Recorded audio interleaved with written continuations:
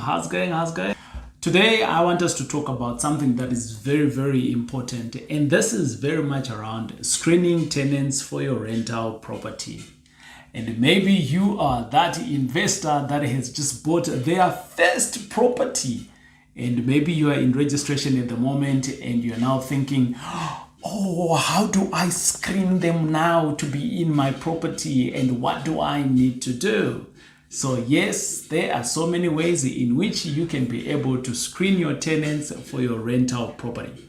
My name is TJ and welcome to our channel. And on this channel, we talk about anything and everything around property and rental properties in particular. Yeah, we specialize in student accommodation and affordable housing on this channel here, and we've been doing that for a while. And basically, I tell you what I am doing.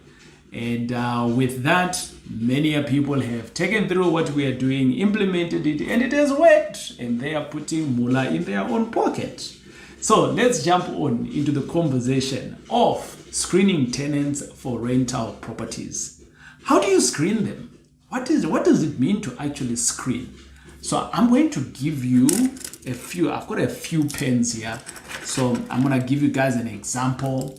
And within this, and I hope that this is the right analogy.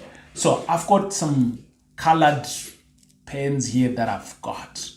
Within these colored pens, screening just basically means I am going to say, hey, I've got all these colored pens that I've got, but which one would I choose to be the best one?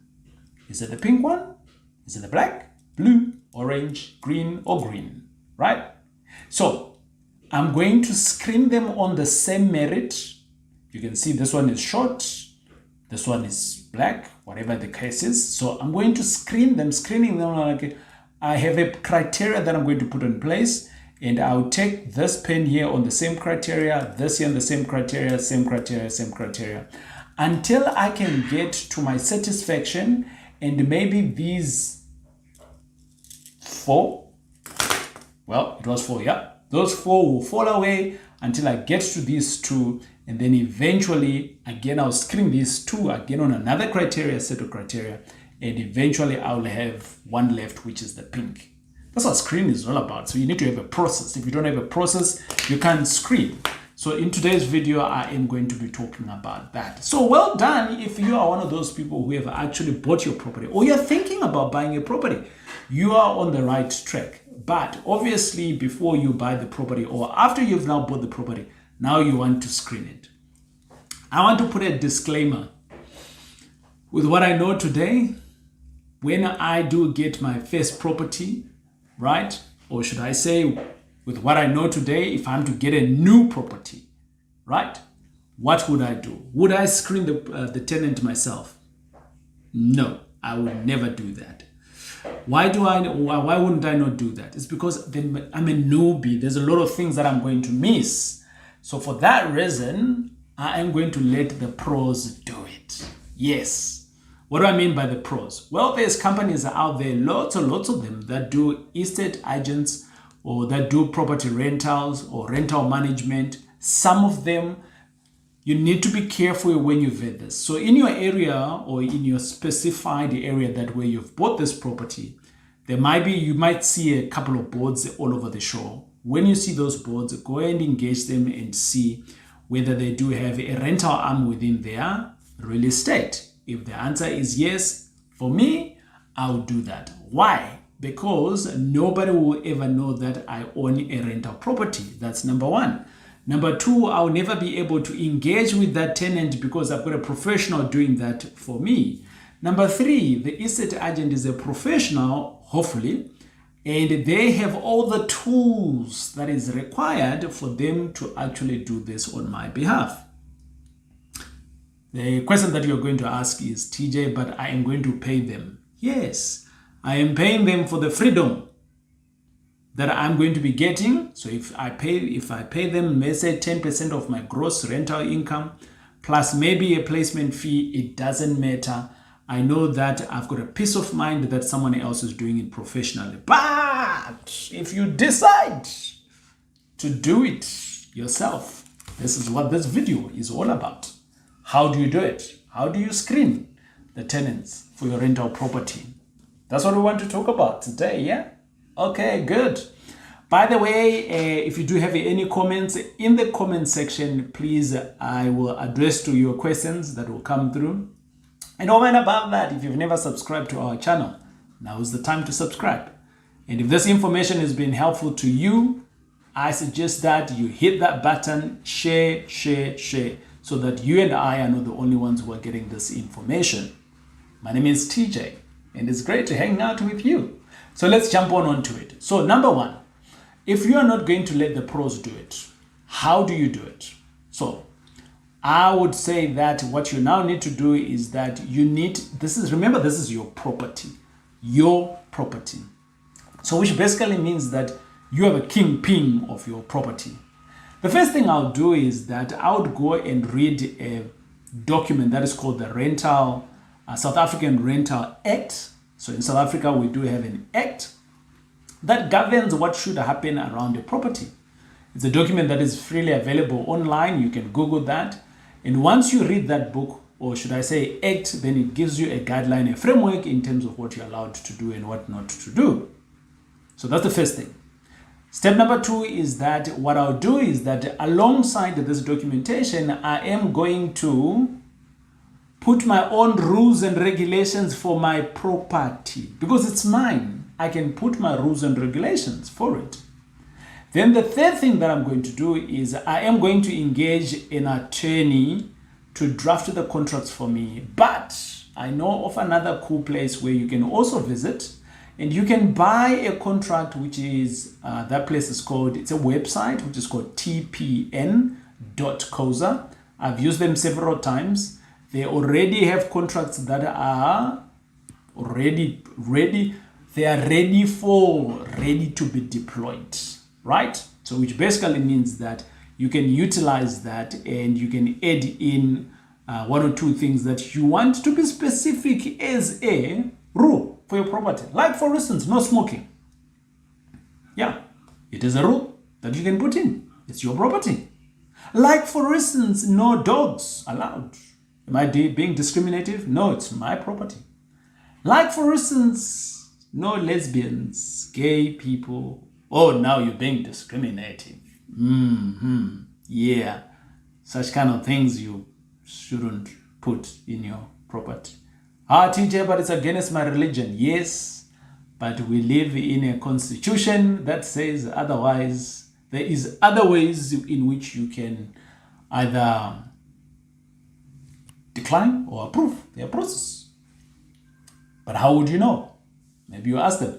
Maybe you see them in the viewing. I don't know. But that's not the point. The point is that we are trying to say that you may need to have your own rules and regulations. It's your own property over and above the guidelines that is given. Right.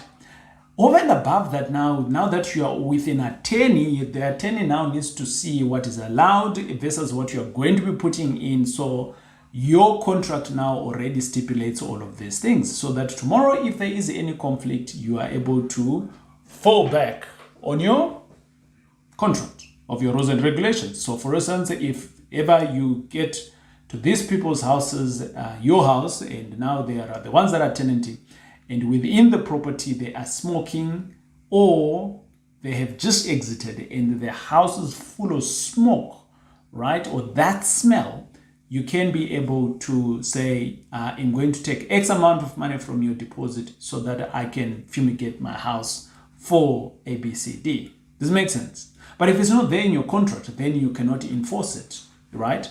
So the other thing that you can do, now that you've got your rules, now that you've got your contract that supports some of your rules, now you can go and advertise. But where are you going to advertise? There are so many places where you can go and advertise. As a self-owner, there's plenty of places where you can advertise online, everywhere, word of mouth, things like that. But the moment that you're going to start getting leads, people calling you and all of those things, for me, I don't take people to the property not unless I have vetted them. So I want to vet them first before I take them to the property. So yes, some people do it the other way around, but this is the way I do it. So if you're applying on my property, I want to know who you are first before I go and waste my time for the viewing. So for instance, if I have a no dog policy and all of a sudden you've got dogs and snakes, how does that work around? So we're wasting each other's time. So that's why the reason why I generally want to vet the people first before the viewing.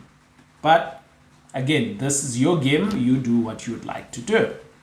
So once I get the leads, I now need to take them through my process. And then many times, I see that a lot of people just check for affordability. Can these people afford? Again, the site that I told you about, TPN, it also allows you to vet for these people from an affordability perspective, so you can be able to utilize their services. By the way, love their work. They ain't paying me to promote their products, so I am mutual on it. Like, is it mutual? Is that the right word? No, I am partial. Yes, that's the right English word. Thank you very much. I am partial around it. I like their work and I utilize them for my business, and I'm just telling you what I do. Yeah. The tools that I also use in my offices. The other thing that you may want to do, especially if this tenant here is someone that you're going to be staying with, you know, like people you stay at a house and maybe you got a tenant that's going to come and stay on a wing of your house or maybe the back room, whatever the case is, you may want to go into their social zhuang, right? And check on their websites to see whether there is what I call social acceptance. So what do they talk about on their social media? You know, are they people that I think, what do they post? Are they people that might be controversial? Maybe you're an ANC supporter and they're an EFF supporter. All of a sudden, you got a tenant that you're not happy with. I'm just saying, but we can live together.